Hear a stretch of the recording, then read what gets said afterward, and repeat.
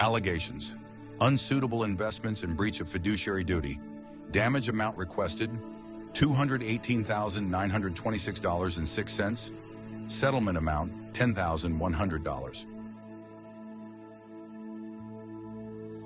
Allegations: negligence, professional negligence, violations of law, unsuitable recommendations, breach of contract, breach of fiduciary duty, breach of securities laws and regulations. Settlement amount: $225,000. Allegations: breach of written contract, breach of fiduciary duty, failure to supervise, negligence and gross negligence, misrepresentations and omissions, violation of FINRA rules, violation of federal securities laws, violation of California and Colorado Securities Acts, violation of the Investment Advisors Act of 1940, violation of Reg BI. Damages amount still pending.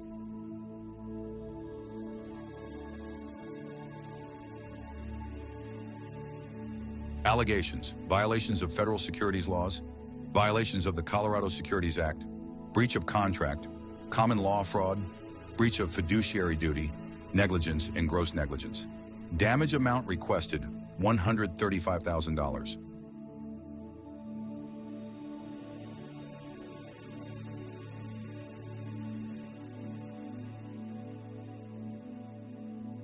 Allegations: unsuitable investments, violation of federal securities laws, fraud in offer or sale of securities, fraud in connection with the purchase or sale of securities, violations of the Colorado Securities Act, violation of the California Securities Act, California unfair, unlawful, and fraudulent business practices, misrepresentations and omissions of material fact, breach of contract, common law fraud, breach of fiduciary duty, negligence and gross negligence.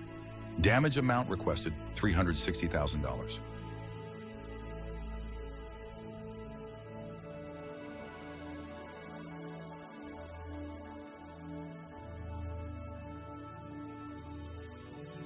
Allegations: rescission, breach of written contract, breach of fiduciary duty of failing to act in claimant's best interest, negligence and gross negligence, misrepresentations and omissions, violation of FINRA rules, violation of federal securities laws, violation of the Colorado Securities Act, and violation of Regulation BL.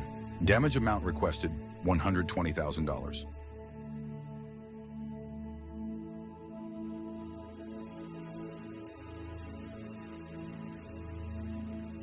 Allegations: violations of federal securities laws, fraud in offer or sale of securities, fraud in connection with the purchase of sale of securities, violations of California securities laws, unsuitable recommendations, misrepresentations, and omissions of material fact, California unfair, unlawful, and fraudulent business practices, violation of California's financial elder abuse law, violation of Washington's Securities Act, violation of Washington's Consumer Protection Act, violation of the Colorado Securities Act, violation of Colorado Consumer Protection Act, breach of contract, common law fraud, breach of fiduciary duty, negligence and gross negligence.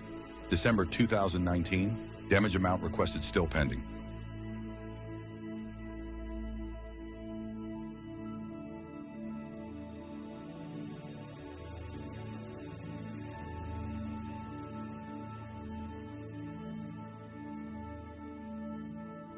After hearing all of that, does Will Duffy sound like an honest man? He's facing accusations from a growing number of victims, has already agreed to pay damages, and may owe over $1 million in fines for multiple SEC violations, offenses that could even lead to jail time. Yet instead of focusing on avoiding prison, his sole concern is settling the flat Earth versus globe Earth argument. Does that make any sense? Wouldn't any other person in his position be doing everything possible to stay out of jail? Isn't it far more likely that he has an ulterior motive, perhaps using this debate as a bargaining chip for those in power who have a vested interest in keeping the ridiculous heliocentric hypothesis alive?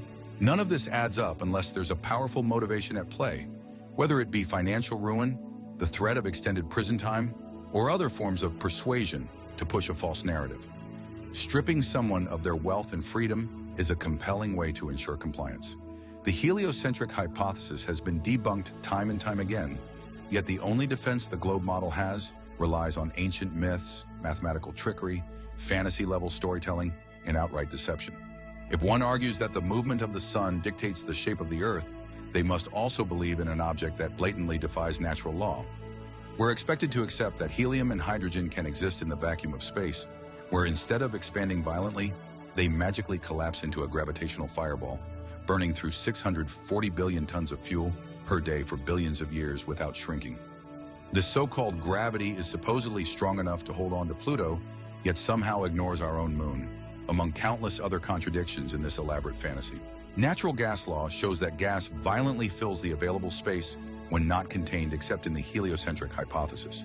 The question you then must ask yourself is, how much helium and hydrogen do you need in space to collapse in on itself and then create an impossible vacuum that nature abhors? Let me give you the answer in the words on Monty Python. Oh yeah, how much? A lot. The Earth is flat. It has been understood for all of history. The globe deception is a mental prison designed to keep you from discovering the truth and elevating your consciousness. The failed experiment, TFE, was created to suppress knowledge of the flat Earth, but their efforts are only making us stronger. Our numbers are too great for them to silence the truth. Keep spreading the flat Earth truth and reject the lies of the globe-worshipping cult.